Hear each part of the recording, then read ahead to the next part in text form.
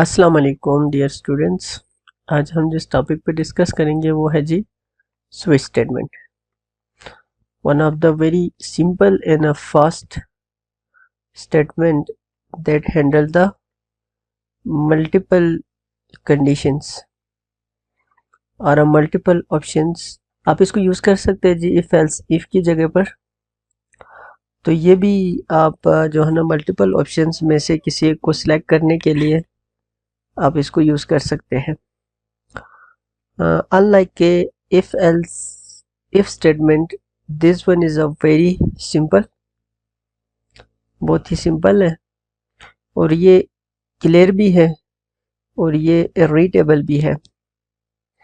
You can see here, instead of writing many if else if conditions, the switch statement provides a clear, more readable way to handle a multiple choices.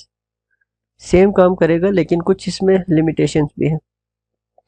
तो limitation को discuss करने से पहले मैं आपको इसका syntax बता देता हूँ। सिंटैक्स इसका होगा जी, सबसे पहले आपने स्विच देना है, फिर उसके बाद इसके अंदर आपके पास या तो एक्सप्रेशन आएगा, एक्सप्रेशन या यहाँ पे आप वेरिएबल लिख सकते हैं।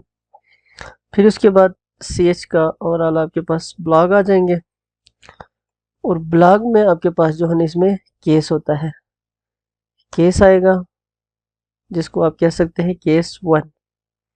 लेट्स सपोज आप केस 1 लिख देंगे, ठीक है। आप इसमें लफ्ज़ केस लिख दे, फिर केस 1 होगा, फिर हमने यहाँ पे कॉलन लगाना है, फिर यहाँ पे इसका केस ब्लॉक आ जाएगा, केस ब्लॉक आ जाएगा इसी का। फिर then you will put here a break, then आपके पास केस यानी केस 2 आ जाएगा। फिर उसके बाद आप इसी का केस ब्लॉक लिख देंगे और इसको यहाँ पे आप ब्रेक कर देंगे। फिर इसी तरह से आप जितने भी केस लगाना चाहे यू कैन पुट हियर। आप मल्टीपल इसमें केसेस आप इसमें ऐड कर सकते हैं, इंक्लूड कर सकते हैं, ठीक है। और लास्ट में आपके पास क्या आ जाएगा, डिफ़ॉल्ट आ जाएगा और यहाँ पे डिफ़ॉल्ट का जो ब्लॉक है वो यहाँ पे लिख देंगे, फिर इसको हम यहाँ से ब्रेक कर देंगे। This is the simple syntax off switch statement. अब इसमें कुछ लिमिटेशंस है स्विच के साथ, ये सिर्फ सपोर्ट करते हैं। स्विच के साथ आप पास करते हैं इंटीजर, करैक्टर और इनमरेशन, ये 3 आप इसके सारे ज़रिए से पास कर सकते हैं। मतलब यहाँ पे जो भी होगा वेरिएबल में या एक्सप्रेशन में, तो वो क्या होना चाहिए, मस्ट बी इंटीजर, करैक्टर और इनम। आप इसमें फ्लोट या स्ट्रिंग डायरेक्टली पास नहीं कर सकते, अलबत्ता आप अल्टरनेटली कुछ कैलकुलेशंस करके आप इसमें पास कर सकते हैं। उसके बाद you can not use variable और एक्सप्रेशन इस केस। यहाँ ये जो केस है, इस केस के बाद ये जो केस है इसमें आप वेरिएबल और एक्सप्रेशन यूज नहीं कर सकते हैं, यहाँ पे कांस्टेंट्स आनी चाहिए, ठीक हो गया। ये एग्जांपल में आपको आइडिया हो जाएगा, यहाँ here must be a constant. इसी तरह से can not directly handle conditions like marks is greater than 50, इस तरह की कंडीशंस आपने देने, या रेंजेस आपने देना है, तो रेंज को ये इफ एल्स हैंडल नहीं करते हैं। चौथा पॉइंट ये है कि अगर ये जो ब्रेक है, ये जो ब्रेक है आप इसको मिस कर लेते हैं तो हो सकता है ये जो मल्टीपल केसेस है ना सारे ही एग्जीक्यूट हो जाए। तो ये कुछ लिमिटेशंस के साथ आप इसको यूज़ कर सकते हैं। अब ये कुछ जगहों पे जो है ना बड़ा फ़ायदा देते हैं, जैसे कि आपने कोई मेन्यू बनाना हो, प्रोग्राम लिख लेते हैं। प्रॉब्लम हमारे पास ये है कि आपने एक प्रोग्राम लिखना है, write a program that takes any arithmetic operator, यानी आपने यूज़र से क्या लेना है, अर्थमेटिक ऑपरेटर लेना है। अगर वो अर्थमेटिक प्लस दे दे तो आपने क्या करना है जी, 2 नंबर्स है, 2 नंबर्स को आपने 8 करना है। अगर यूज़र माइनस देते हैं तो इसको आपने क्या करना है, 1 में से दूसरे को सब्ट्रैक्ट करना है। अगर यूज़र मल्टीप्लाई देते हैं तो उन दोनों नंबर को आपने मल्टीप्लाई करना है। अगर वो फॉर एग्जांपल डिवीजन दे देते हैं तो आपने डिवाइड कर देना है उसी नंबर को। या अगर मिसाल तौर पर आपको मोड देते हैं यूज़र, तो इसमें आपने रिमाइंडर फाइंड करना है। ठीक है, ये हमारे पास मुद्दा है। इस प्रॉब्लम को आप इफ एल्स इफ से भी कर सकते हैं, लेकिन हम इसको सिंपली किससे करेंगे जी, स्विच स्टेटमेंट से कर लेंगे। तो प्रॉब्लम आपको समझ में आ गया होगा। आपने यूज़र से 2 नंबर लेना है और एक ऑपरेटर लेना है। फिर अगर यूज़र प्लस दे दे तो वो दोनों आपस में प्लस होना चाहिए, सब्ट्रैक्ट दे दे तो 1 में से 2 सब्ट्रैक्ट होना चाहिए, मल्टीप्लाई दे दे तो दोनों मल्टीप्लाई होना चाहिए, and so on so fourth. तो ये हमारे पास प्रॉब्लम है। तो आइए हम इसकी कोडिंग करते हैं। सबसे पहले हम लेंगे 4 ओपी ले लेंगे। फिर उसके बाद हम चलो इंटीजर 2 नंबर लेते हैं, num1 एंड num2 कर लेते हैं। फिर हम यूज़र को कहते हैं C out enter any arithmetic operator. हमने यूज़र को कहा कि भैया आपको ये ऑपरेटर दे दे अरिथमेटिक। हम इसको क्या करेंगे, सीन ओपी कर लेंगे। अब हम क्या कर लेते हैं जी, यूज़र को कहते हैं C out enter any 2 integer numbers. हमने यूज़र से कहा कि आप 2 इंटीजर नंबर दे दें। फिर हम इसको सी इन करेंगे और यहाँ पे num1 और num2 कर लेंगे। अब हम क्या कर लेते हैं जी, स्विच कर लेते हैं और इसमें हम किसको पास करेंगे, कॉपी को पास करेंगे। अगर हमारे पास जो केस 1 है वो हमारे पास क्या है जी, प्लस है, तो हम क्या करेंगे यहाँ पर, अगर यूज़र आपको जो है ना ये प्लस दे देते हैं तो आप क्या करेंगे जी, सी आउट